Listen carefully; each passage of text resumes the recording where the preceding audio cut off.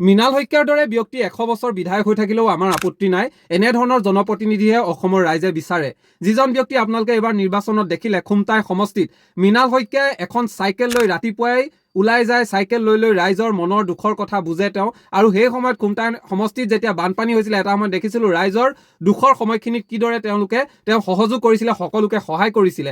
এইবাৰ নিৰ্বাচনত দেখিলোঁ তেওঁ কোনো এটা নিৰ্বাচনী কাৰ্যালয় নাই, কোনো ডাঙৰ ৰেলী নাই, ক'তো তেওঁ অফিচ কাৰ্যালয় খোলা নাই, নিৰ্বাচনী ইমান ডাঙৰ প্ৰচাৰো নাই, কিন্তু তাৰ পাছতো তেখেতক বিপুল ভোটত জয়ী কৰালে। অৰ্থাৎ জননেতা, অৰ্থাৎ ৰাইজৰ মাজত থাকিব পৰাজনেই প্ৰকৃত জননেতা। আৰু তাৰে এটা উৎকৃষ্ট উদাহৰণ বিজেপিৰ বিধায়ক মৃণাল শইকীয়া, খুমটাই সমষ্টিৰ বিধায়ক মৃণাল শইকীয়া। আৰু বিজেপিৰ বিধায়ক বুলি ক'লেও কিন্তু ইয়াতে ব্যতিক্ৰম বিধায়ক বুলি ক'ব লাগিব। তেখেতৰ আদৰ্শ, তেখেতৰ যিধৰণে কাম কৰা ষ্টাইল, তেখেতৰ যিসমূহ কথা বাৰ্তা, তেওঁৰ যিসমূহ কথা কয় আচলতে আমাৰ সমাজ ব্যৱস্থাত কোনো ধৰণৰ ঋণাত্মক প্ৰভাৱ নেপেলায়। বিজেপিৰ বহু নেতাৰ এনেধৰণৰ ধৰ্মীয় কথাও কৈ দিয়ে, ধৰ্মীয় গোড়ামীৰ কথাও কয়, য'ত কিন্তু বহু ধৰণৰ বেয়া প্ৰভাৱ, ঋণাত্মক প্ৰভাৱ আমাৰ সমাজত পৰে। তাৰ সমান্তৰালভাৱে কিন্তু তাৰ মাজত ব্যতিক্ৰম হৈছে মৃণাল শইকীয়া। তেখেতে যিধৰণে সমাজখন ৰক্ষণশীল, সমাজখনক ধৰি ৰখাৰ ক্ষেত্ৰত দায়বদ্ধতাৰে কাম কৰিছে, তাৰ বাবে তেওঁ জননেতা হিচাপে, জনপ্ৰতিনিধি হিচাপে 100 বছৰ যদিও জিকি থাকে কোনো আপত্তি নাই। আৰু আমাৰ যুৱ প্ৰজন্মই, নৱপ্ৰজন্মই কিন্তু তেখেতক ফ'ল' কৰে। তেখেতৰ যি বিধায়ক হোৱাৰ পাছত জনপ্ৰতিনিধি হৈ তেওঁলোকে যিধৰণে তেওঁ এতিয়া কাম কৰি গৈছে, এখন চাইকেল লৈ, ভাবক আপুনি, আমাৰ কিছুমান নেতাৰ পালি নেতাই নেতা হৈ যোৱাৰ পিছত পালি নেতা ফৰ্চুনাৰত ঘূৰি ফুৰা আমি দেখিবলৈ পাওঁ, VIP ষ্টাইল সকলো হৈ যায়। তাৰ মাজতে সম্পূৰ্ণ কিন্তু ব্যতিক্ৰম মৃণাল শইকীয়া এখন চাইকেল লৈ যিধৰণে ৰাইজৰ মাজত তেওঁ নামি পৰে, ৰাইজৰ দুখ দুৰ্গতিৰ সময়ত তেওঁ সহায়ৰ বাবে আগবাঢ়ে। তেখেতক সমৰ্থন নকৰি ৰাইজে কাক সমৰ্থন কৰিব?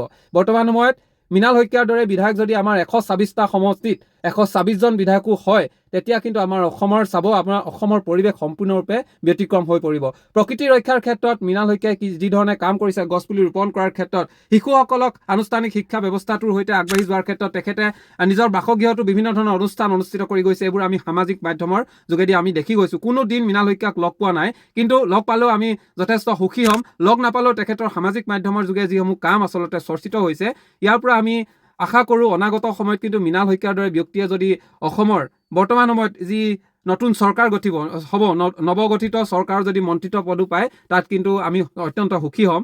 যি নহওক, তেওঁৰ ৰাজনৈতিক জীৱনতো কিন্তু তেখেতে সাধাৰণ জনতাৰ মাজত যিধৰণে মিলি পৰিছে, এখন চাইকেল মাৰি সকলোৰে মাজত নিজৰ জনপ্ৰিয়তাৰ লগতে নিজৰ দৈনন্দিন কাম কাজবোৰ কৰি গৈছে। আৰু এয়াই আচলতে তেওঁৰ জনপ্ৰিয়তা, এইদৰে তেওঁৰ জনপ্ৰিয়তা বৃদ্ধি পাইছে। কেইদিনমানৰ আগত দেখিলোঁ তেখেতৰ চাইকেলত ৰাস্তাৰ ঘাটত মাদক দ্ৰব্য সেৱন কৰি পেলাই থোৱা মদৰ বটলো তেওঁ চাইকেলৰ বক্সত উঠাই লৈ চাফ চিকুণ কৰি গুচি গৈছে। এয়াই হৈছে এজন জননেতাৰ আচলতে প্ৰকৃত উদাহৰণ, যি উদাহৰণ আমি মৃণাল শইকীয়াৰ পৰা আচলতে আমাৰ জননেতাসকলে, আমাৰ জনপ্ৰতিনিধিসকলে শিকিবলগীয়া বহুখিনি আছে।